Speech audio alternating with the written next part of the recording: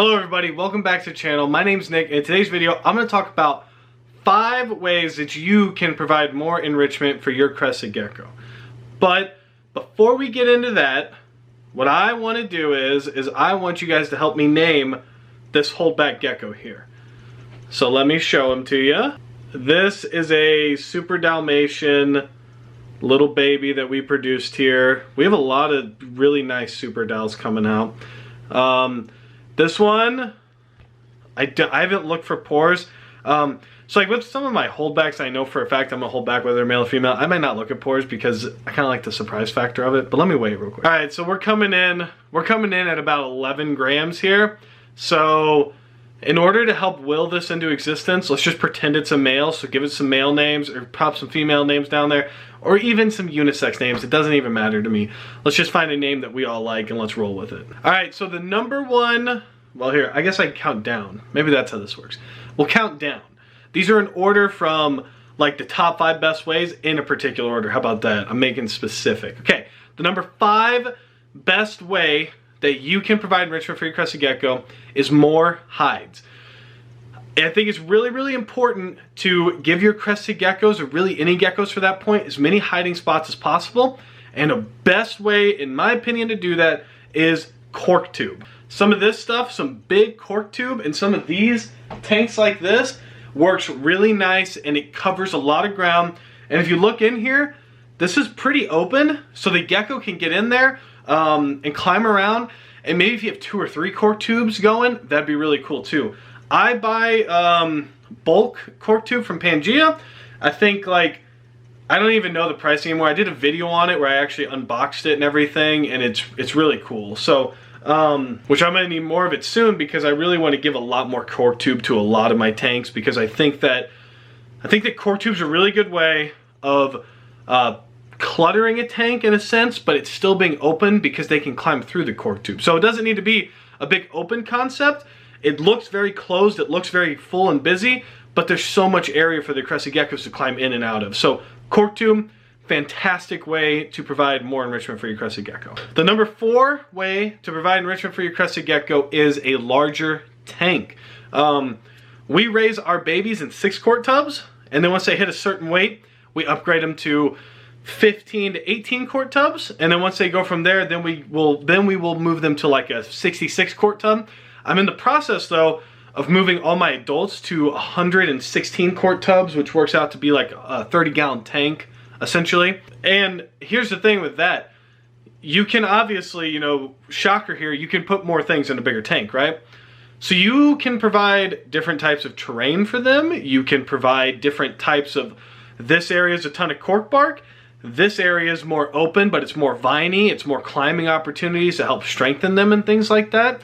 So there's so many ways that you can work with big tanks, and there is a caveat here. Some geckos can't handle bigger tanks, and you just got to learn your gecko, and you got to understand which geckos are going to thrive in any condition and which geckos are little weaklings that need to be kept in smaller tubs. We have geckos like that here that if I move them up, they kind of freak out. They don't really want to eat as much, things like that. So just take that into consideration. That's why I kind of have this little lower on the list, because while it does apply to most geckos, it's not a one-size-fits-all type thing. One thing too, guys, is if you only have 1 or 2 geckos or 3 geckos or something like that, and you can afford it, I would highly recommend getting the largest Exoterra and just really decking that out for 1 crested gecko, because they will use that whole thing and they will run around. So if you got it, if you got the money, and you got the resources and everything to do it, then 100% do it. And if you know your gecko, definitely do that. Larger tanks, more enrichment. All right, number 3. Now this way is only, once again, if you know your gecko and you trust your gecko, don't be scared to move the food cup, okay? Now, I do not do this for all my geckos. There's a very few amount of geckos that I do this for. And part of that too, guys, is those because I breed. And since I do breed, I like to keep things as consistent as possible so the geckos are as comfortable as possible. I think that moving the food does get them out of their comfort zone. And I'm not saying move the food every single night. I'm saying maybe once a month for a couple days, put it in a different area. Just to see if the gecko goes to that area. Maybe they like it, maybe they don't. But don't be afraid to move the food cup, because I do think that moving the food cup, it makes them have to smell makes them explore more, and then they find their food. I truly believe that. I've made a video on it before, guys. I don't think geckos get lost in tanks. I think that, like I said, there are certain geckos who I don't know under any circumstance if they would thrive in a big tank. But most geckos will be just fine in a big tank, and having them explore and enrich and finding food in new spots. And honestly, guys, if you're that worried about it, put 2 food bowls in maybe. Put one up high, one down low. See which one they go to, because maybe one night they'll go to another one. And once again, I'm not saying do this all the time, but maybe every now and then is a little enrichment treat. Or maybe you put some mashed bananas in that, some mashed figs, some mashed whatever. Put a bunch of mashed fruit in a different food bowl and place it somewhere. That's a very enriching thing too. So just something to consider when you're trying to enrich your crested gecko. Number 2 way to provide enrichment, different sized vines and branches is a huge deal. These little guys are very strong, right? You know, you see them climbing everywhere. They can climb on walls. So I think it's very important to keep that muscle, dexterity, strength, and everything like that. I think it is important to have different sized vines, whether it be smaller vines where they really have to pull, or larger vines where they can really grip it and climb up. And branches, etc. too. I really think that providing them with as much different like types of obstacles in that sense is something important. And I'm not saying go crazy here. I'm not saying like American Ninja Warrior, your gecko's tank, you know, or anything like that. But just try to, you know, mix things up when you can. It's not, I don't think I do it enough. I'll rearrange things at times, but I should definitely do it more than what I do. I just get in a point where I'm comfortable, I know they're comfortable, so I ride it out. And I think a lot of people do that too. But I have in recent months added things like different vines, more cork tube, you know, things like that to help them have to climb on things. And another thing too, guys, is don't be afraid to use pool noodles. Pool noodles are really great. Just make sure if your gecko can fit inside the ends, make sure you tape those off or you cap those off somehow, because you don't want your gecko climbing in there, because there have been cases of them dying inside a pool noodle. But if you take precautions, don't be afraid to use a pool noodle. They're great for them to climb onto. And the number 1 way that you can provide enrichment for your crested gecko is going to the pet store, buying 12 to 15 or 8 to 15, whatever, crickets, and dump those in the tank and let your gecko hunt. I really think, especially, and I do it with all my geckos now, but I've always believed, especially with youthful geckos, young geckos, getting them to be prey aggressive on crickets, waxworms, mealworms, super small superworms even, dubia roaches, things like that. I think it's really important for them because I think it makes them stronger, and I think that it makes them use their mind.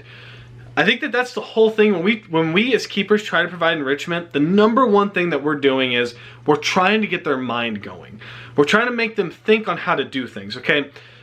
But since these are crested geckos, okay, we're not dealing with a monitor here, right? Monitors are very smart, very intelligent. Like, monitors are a different class of reptile. These guys, while I do think that they're smarter than we think that they are, they're not as smart compared to other reptiles, for sure. So I think that getting them to use their brain and associating prey with a sense of, okay, cool, I gotta move. I get to jump around, I'm running around, I'm chasing, I'm hunting, and I get an end goal of this treat that is a cricket. I get this bug. So when you think about it like that, I really think that, and I know personally the geckos that I have, that I raised from babies, that I gave them crickets to as adults, they are so, like, anytime they see a cricket, they go nuts. I have geckos who I received as adults and then, you know, find out that they didn't have bugs, like, at all. They're not as prey motivated by it, and sometimes those geckos don't move around as much, and you just have to slowly introduce them to bugs and get them acclimated with them.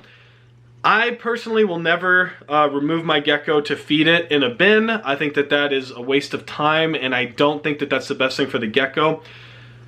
I will always say this, I've always said this, and I don't think I'll ever change my mind on it, but I'm open to it. A healthy gecko does not lose to a cricket. If you have a big tank and you dump in 12 to 15 crickets in there once a week, they're not going to gang up on your gecko. And if you're also, again, if you're that worried about it, dump some Pangea on the ground, because the crickets will eat that, and you're essentially gut loading the crickets with the crested gecko's, you know, diet, complete diet. So when they eat that cricket, they get the complete diet. Crickets do not want to hurt this animal. There's millions upon millions of years of evolution that tell a cricket, we're probably going to get killed by this guy. There's a reason that crickets, there's so many of them. It's because they're food. They're protein for animals. So when you think of it like that, if you're truly, I would just really, if you have a healthy gecko, do not be worried about a cricket hurting your gecko. Now, am I saying it never happens? No, I have heard of cases. There's pictures online that if you look them up, it'll say, oh, gecko bit by cricket. Look, can you believe this? But then you read into it, and like 90% of those are because of other husbandry issues that had nothing to do with a cricket biting a gecko. Healthy geckos do not lose to crickets. Bottom line, end of story. They don't lose to them. And it's one of those things where I have a hard time with like talking about this. I know some people are so against it, but I have, you know, 20 geckos here that have had crickets just dumped in their tank for over 2 years now. We've never once had an issue. Never once have we ever had an issue. So if you're worried about that, I would just really tell you, do not stress about that. It's great enrichment for them. It gets their muscles moving. It gets their mind moving. They have to think about how to hunt. They get to pounce. You can see it in their eyes when they see a cricket. These guys, it's like their world just was lit on fire and they're having the best time of their lives. So, to me, that is the best way to enrich your crested gecko. Alright guys, that's going to wrap up the video. That was my top 5 ways. Comment down below if I missed any ways that you would do, because I'm really interested in finding out, because I'm sure I'm forgetting something that's probably pretty important. But comment those down below. Hit that like button, please. It helps with the algorithm. Hit that subscribe button. It helps with the algorithm. And until next time, guys, stay safe and stay positive.